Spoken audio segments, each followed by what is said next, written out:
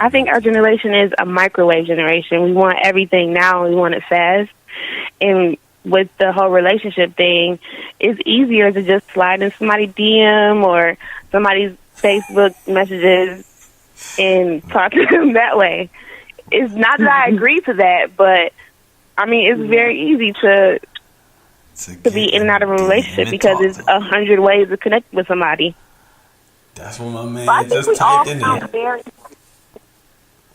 Well, we all sound very seasoned when we say those things about this generation, because there are things that, you know, our parents said about our generation with hip hop, and it's not gonna last, and they talk too much on the phone, and every generation has the things that the previous generation thinks is not gonna, be their demise, and they think it's not great. But what I think we have to do as 40-somethings is to, still put those values and morals in our children and our, in our nephews and nieces and cousins, and tell them, there's a different way and there's additional ways, and just help add to that whole innovation piece that they've had in their lives since their lives. Deldie grew up in the house with a computer her whole life. She's known about the internet her whole life, where we just learned that stuff, in college, and things, we having a computer in college, my first computer in college. Right. She grew up in one of her house her whole life. So they have a different perspective on instant information, instant everything, like she said, a microwave society, but we have to give them the balance and everything from what we've learned, and so they can take that on and just help to develop as they have this instant, innovative world that they've always lived in. They can't help that that's what they've always had. We just have to give them a balance with, having morals, having, a real set of guidelines on how they treat people, how they treat each other, how they take care of themselves. That all still has to be learned. And like I think Jamie said, it has to be in time. It just takes time. Yeah, and I agree. I spent a lot of time being younger and younger. Yeah, that's a dynamic too. I spent a lot of time speaking to my son, and y'all are going to be like, Jamie, really? But I tell him, I really need you to understand that everything that looks good ain't good for you. I want you to make sure when you start dating and you're interested in a young lady that her inside matches her outside. Meaning, spend time learning about her character. She going to treat you like a dog. She going to value you how you value her. Don't get caught up with a pretty face. Somebody asked. Keith, can I ask you a question? Yes, sir. He's 13, but we have literally been having these conversations since he's been 11, because he like a pretty girl, pretty woman. Okay. But we got some generational curses on my end, so I need to start having these conversations early. Break them curses, honey. Break them. I'm sorry. Well, I'm just glad I didn't have all this technology when I was in college. I would be ruined. I would be ruined. Freaknik 94, baby. Especially me and my boys, we would have lost our minds. But Rough Boss keeps talking about these DMs are the thing that ruined everything. The DMs. Can you address that? Yeah, he's saying the DMs. He keeps talking about the DMs are the cause of all the problems. That's exactly what Dominic said. Slide in the DM. That's the direct message. So you go to Instagram or Facebook. That's a private message basically. So he's saying that people are now on these social medias in the private message, like, "Hey, I saw you. Your picture looked good." Whatever it is. I can't imagine how you can. I can't imagine how you holler at somebody through a DM. You sound suspect. I wouldn't talk to you. That's why. So weird. You sound very creepy. Like very creepy. That's why I ain't good at the DMs. Obviously, I ain't into that. That ain't me. Not at all. I don't know what. Block you and call the police. I don't know what they're doing in the DM. You see, I'm old. I don't know what they're doing in the DM. What you laughing at, Angela? I ain't good in the DM. See, that's a good thing. So long. You've been out the game. You've been out the game. You really rough. The last DM I was in was a MySpace. I think. Oh, that's awful. No, the AOL DM. Don't tell nobody else that. It's been. Please don't. It's just been bad for my daughter to get a hold of my text with my wife. That hasn't been good. Right. Now, you brought up something, and I said it, and I'm opening it up. I'm opening up today. It's not. I ain't gonna say it may be embarrassing, Angela, but I'm opening up. This is radio. This is what we're done. I'm about to go. Don't embarrass my cousin. I'm about to go. Don't embarrass my cousin. So you brought up Freaknik 94. I'm a God. I'm That was me. alumni of Freaknik 90, 91, 92, 93, 94. In the chat room, why y'all laughing? I ain't even said nothing funny yet. Anyway, yeah, I went to all of them, because I was in Atlanta. I mean, and I went to the Daytona Black College reunion too. I went to 2 or 3 or 4 of them too. Me too. So Yes. I was looking at some guys. I'm in an all male chat room, and we were all very repentive. Like, man, all this stuff going on. Wait a minute, you were what? Repentive. We were repenting some things. No, you were in an all-male chat room for what? It's not a gay chat room. We sports talk. Like, these guys are in the chat room right now. Typing. You're among friends.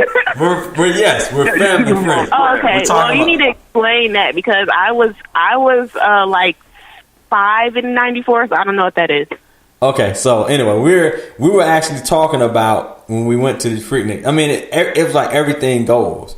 So I mean, not just me, a lot of folks were actually admitting to you just walk around and just got a handful, just grab a booty everywhere.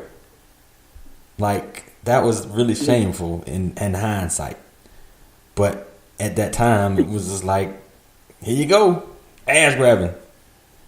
Daytona, Atlanta, whatever. And I don't know why I was accepted. I mean, it's horrible. If I sit and think about my daughter going to an event like that and that happened. But can you attest to that, Jamie? Did you get your booty grabbed while you were? Yes, I was there.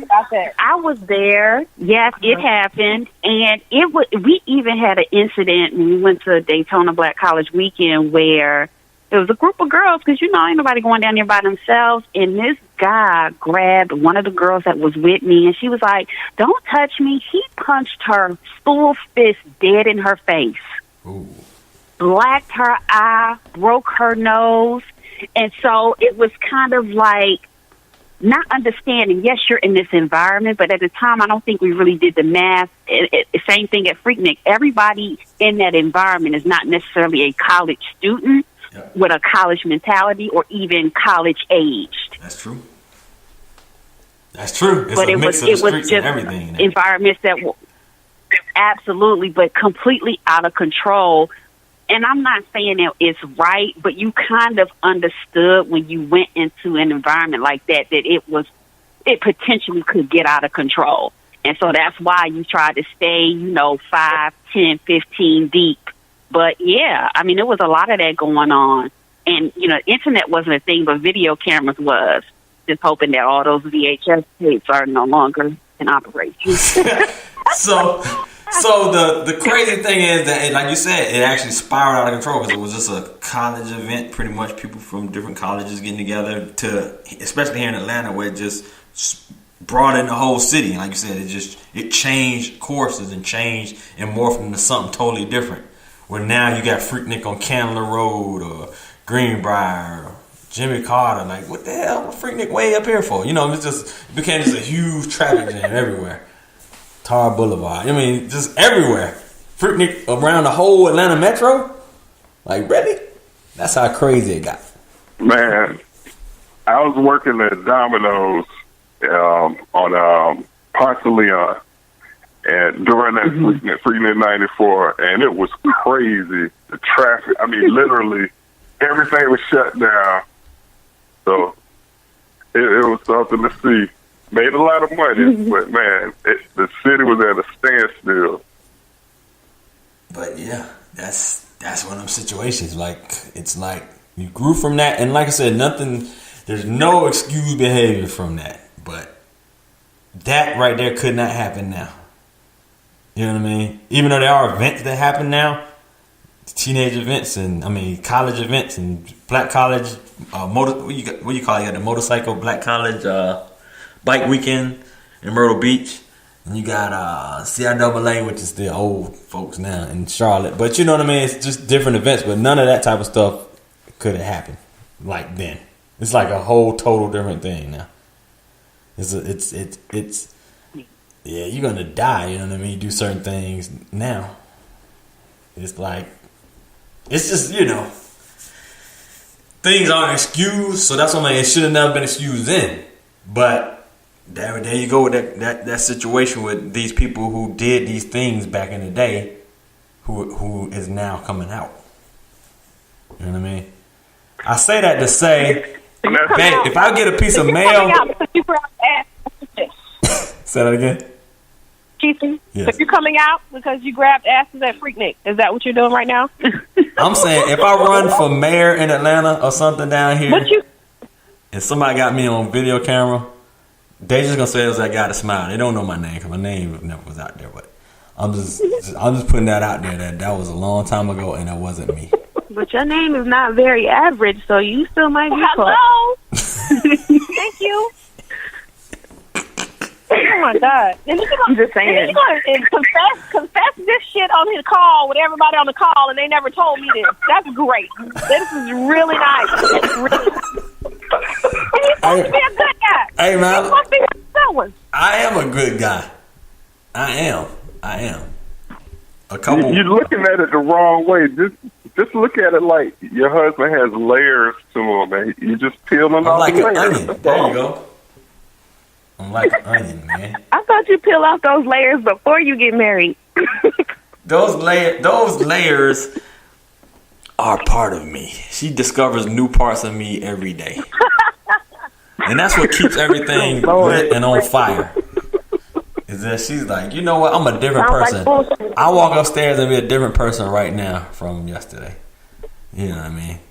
Maybe that's schizophrenic, but That I believe. I mean, that is what it is. Okay. All right. Okay. Talk about something else. I make good radio. I'm sorry. That's all. I bear good information. All right, so you had Matt Lauer. You had the Harvey Weinstein situation. That was absolutely crazy as well. But then you had Terry Crews, who came out and said a situation happened with him. But now, this is a big ass dude. So it's like he comes out and says that somebody, came up and freaking grabbed him by his balls or whatever too. You know what I mean? And it's like he's in a situation where he wants to. I don't really know if I believe that. But but look at the power. Who's to say the executive producer or somebody of a higher, higher stature, who's very influential on whatever movie set or whatever TV show or whatever he was in, you know what I mean, that had a lot of power, pretty much had him stay hush about it. You know what I mean? But and as a it was man, in front of his wife. huh? And he named the guy now. He named It was him? in front of his wife. Oh, the Yeah. dude grabbed her. I don't know the Think about guy's the name, situation but he when it named happened. him. Yeah, think I'm about sorry? the situation when it happened, though. And I understand why he reacted the way he did. He said, first and foremost, here is this Because as a big black man, when guy. you're at a party and somebody grabs you by the balls, first you kind of like, what the fuck, did that just happen? Right. Like, nah, dude didn't just touch my balls in front of my wife. Like, I can imagine a man just being in shock, because who would dare have the nerve to come and grab you by your balls? Right. Like, who does that? Exactly. And it's I like, think the guy grabbed him and talked to him.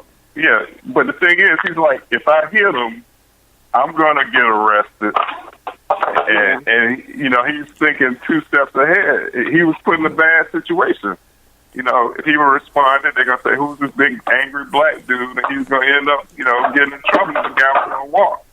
So that was powerful. And he was more recognizable. So he was in a bad situation. That definitely was. That was definitely that person exerting power over him. That's horrible because, like you said, this dude make millions, and that could just wreck him from Hollywood. Especially, we don't know who to, somebody way up who just could pretty much shut your whole career down. It's like a lot of us would be like, "Fuck it, we just gonna shut our career down and become a damn IT professional or something after this." You know what I mean? Not to say anything wrong with that, but yeah.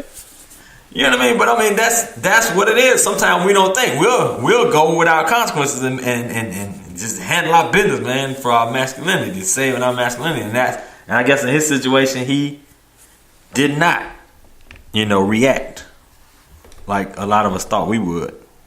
Like shit, man. You touch that, man. It's over, man.